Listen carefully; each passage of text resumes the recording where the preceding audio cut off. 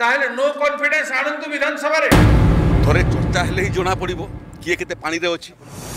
आमे प्रस्तुत अछु अनास्था प्रस्ताव को सामना करिया पे सबु टिके होमवर्क करके आसंतु। मु तांको कहिया को चाहे जे सेमाने को विधानसभा डाकु विधानसभा रे देखा देखी हवा। सब कुछ बदल रहा है दोस्तों जीवन के झांसे में। राजनीति की रंग है गहरा मतलब की आगे में। जहां दोस्ती थी दुश्मनी, दुश्मनी में दोस्ती। सुना है आज ओडिशा की मिट्टी में है कुछ ऐसी हरकत रोस्ती। ओडिशा राजनीति रे कांग्रेस पीसीसी सभापति भक्तंकर बाण रे आज बीजेडी मुखिया नवीन पट्टनायक महाभारतर से भीष्म पलटि जाइछंती। जो पितामह भीष्म दिने सबू जानी पारुथिले केउटा न्याय केउटा अन्याय, किंतु निजर नीति आदर्श नियम रे बंधा है शेष से केउ भली लोक मान सहित केउ संगत रे रहिथिले परिशेष रे तार फलस्वरूप कौन होइथिला आपण माने से महाभारत विषय रे समस्ते जानती भल भाव रे।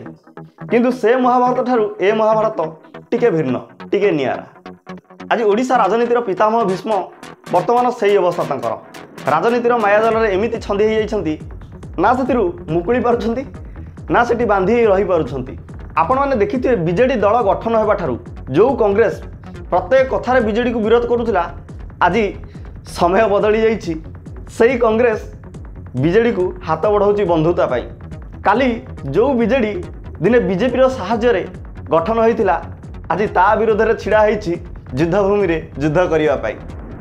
ये राजनीतिर खेल आज्ञा।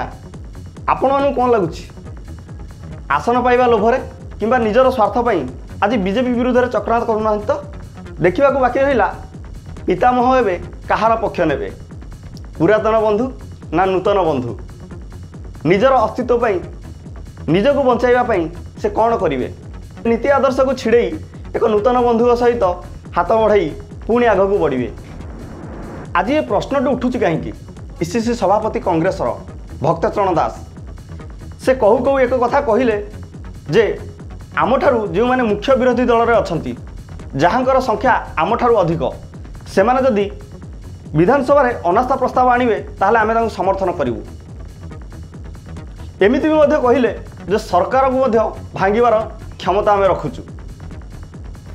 बीजेडी पार्टी सेकंड पार्टी से माने भी आंदोलन रे उतरिसंती बोली खबर कागज रे बाहरुचे। हृदय भितर से माने करूसंती नाही प्रश्न उठुचे।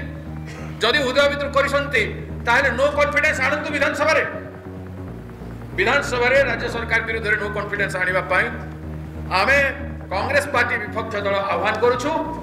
से माने विधानसभा रे आनंतु आमे ताको समर्थन करिबु नहले आमे आनिबु से माने समर्थन करंतु जदि ओडिशा नारी संगे से माने अछंती। जेतेबेले कांग्रेस रो पीसीसी सभापति कहिले जे आमे सरकार भांगिबार क्षमता रखुचु सेतेबेले सरकारी दल पावर रे अछंती से कौन छाड़े कि से आम सरकारी दल राजस्व मंत्री कौन कहले आपण माने शुणु गोटे कॉइन रो दुईटी पार्श्व अनास्था प्रस्ताव आनिबे आम स्वागत करुचु। थोड़े चर्चा हेले ही जना पड़िबो किए केते पानी रे अछि। 70 वर्ष बनाम 1 वर्ष 40 वर्ष 30 वर्ष 70 वर्ष बनाम 1 वर्ष 3 मास आईन श्रृंखला विषय भी चर्चा हेबो एवं अन्य विभागर विकास ओडिशार अर्थनीति ए बाबद में चर्चा हेबो। ओडिशा राजनीति रे आसी एमिति झड़ जहाँ घड़ी की घड़ी खाली बदलाउछि मोड़ खाली बाकी रहिला पितामह भीष्म जीवे कुआडे। आज्ञा सरकार उत्तर शुणिला परे वर्तमान ओडिशा रे जो माने मुख्य विरोधी दल पितामह भीष्मकर दल वर्तमान तांकर दलर जड़े सदस्य कौन कहते आपण माने तांको कथा शुणी नियंतु। भारतीय जनता पार्टी जो चैलेंज दौरान अनास्था प्रस्ताव आणतु तापर आम देखू मु तांको कहिया को चाहे जे सेमाने को विधानसभा डाकतु विधानसभा देखा देखी हवा। से कड़े सेप्टेम्बर 1 कि 2 वीक डाक बोली चिंता कर मुझे अनुधान कल तार कारण कौन ना कारण हूँ गोपालपुर छात्री गणदर्शन बालेश्वर एफएम कॉलेज जो झीटी आत्महत्या कला एवं ताको एमाने उस्कैकी हत्या कर खबर आसूँ सारा ओडिशार गोटे विराट इश्यू होती एवं बलंगा इश्यू हो एवं विभिन्न जगार केवल दुष्कर्म गणधर्षण महिला मान अत्याचार आज्ञा सबू कथा जो शुणला पर आपण कौन लगुच जे ओडिशा रे सतरे कौन अनास्था प्रस्ताव आसीबो सरकार बदली जीवो। ओडिशार सरकार देइथिबा प्रतिश्रुति राज्य में विशृंखला महिला उपर अत्याचार ଏହି ପ୍ରକାର ବିଭିନ୍ନ ଘଟଣା ମୁଖ୍ୟତଃ ମହିଳାଙ୍କ ଉପରେ ଅତ୍ୟାଚାରକୁ ନେଇ ଆଇନ ଶୃଙ୍ଖଳାର ବିପର୍ଯ୍ୟସ୍ତକୁ ନେଇ ବିରୋଧୀ ଦଳ ଏବେ ଏକାଠି ହୋଇଛନ୍ତି ସରକାରଙ୍କ ବିରୁଦ୍ଧରେ ମେଳି କରିଛନ୍ତି ଲଢ଼ିବା ପାଇଁ ଏବଂ ନିଷ୍ପତ୍ତି ମଧ୍ୟ ନେଇଛନ୍ତି ଯେ ସରକାର ବଦଳାଇବା ପାଇଁ। ସରକାର ବଦଳାଇବା ପାଇଁ ଜଣେ ରାଜନୈତିକ ଦଳ ପାଖରେ କେତେଜଣ ସମର୍ଥକ ରହିବା ଦରକାର, ଯାହାକୁ ଆମେ କହିଥାଉ ବିଧାନସଭାର ବିଧାୟକ। ତ ଓଡ଼ିଶାର ବିଧାନସଭାର ବିଧାୟକ ସଂଖ୍ୟା ହେଉଛନ୍ତି ଆସନ ସଂଖ୍ୟା ହେଉଛି ମୋଟ 147। ଯେଉଁ ଦଳ ପାଖରେ ମ୍ୟାଜିକ୍ ନମ୍ବର ରହିଥିବ ସେହି ଦଳ ସରକାର ଗଠନ କରିପାରିବ। 147ର ମ୍ୟାଜିକ୍ ନମ୍ବର ହେଉଛି 74। ଓଡ଼ିଶାରେ ଏବେ ଯେଉଁ ରାଜନୈତିକ ଦଳଟି ଅଛି ବିଜେପି ପାଖରେ ବର୍ତ୍ତମାନ ଆସନ ସଂଖ୍ୟା ରହିଛି 78, ଅର୍ଥାତ୍ 4ଟି ଆସନ ସଂଖ୍ୟା ଅଧିକା ରହିଛି। ତା ସହିତ ସ୍ୱାଧୀନ ପ୍ରାର୍ଥୀର 3ଟି ଆସନ ସରକାରଙ୍କ ସପକ୍ଷରେ ରହିଛି। ଯଦି ଓଡ଼ିଶାର ବିରୋଧୀ ଦଳ ମିଶିଗଲା ପରେ ତାଙ୍କ ପାଖରେ ଆସନ ସଂଖ୍ୟା ରହିଛି 65, ଅର୍ଥାତ୍ ମ୍ୟାଜିକ୍ ନମ୍ବର ଠାରୁ ଆହୁରି 10 ଜଣ କମ୍। ଆପଣଙ୍କୁ କ'ଣ ଲାଗୁଛି, କ'ଣ ସରକାର ବଦଳି ପାରିବେ ସତରେ? ଅନାସ୍ଥା ପ୍ରସ୍ତାବ ଆସିଲେ କ'ଣ ସତରେ ସରକାରଙ୍କୁ କିଛି ପ୍ରଭାବ ପଡ଼ିବ? ମୋତେ ତ କାହିଁ ଲାଗୁନି। ଆପଣଙ୍କୁ କ'ଣ ଲାଗୁଛି?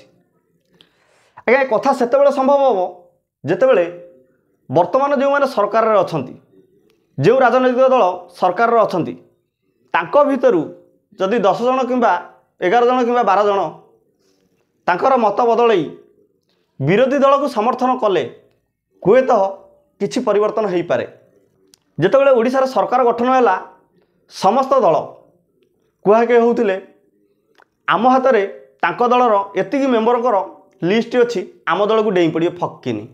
ସିଏ କହୁଥିଲେ ଆମ ପାଖରେ ତାଙ୍କ ଦଳର ଏତିକି ଜଣଙ୍କର ଲିଷ୍ଟ ଅଛି, ଆମେ କହିଲା ମାତ୍ରେ ସିଏ ଆମ ପାଖକୁ ଡେଇଁ ପଡ଼ିବେ ଫକିନି।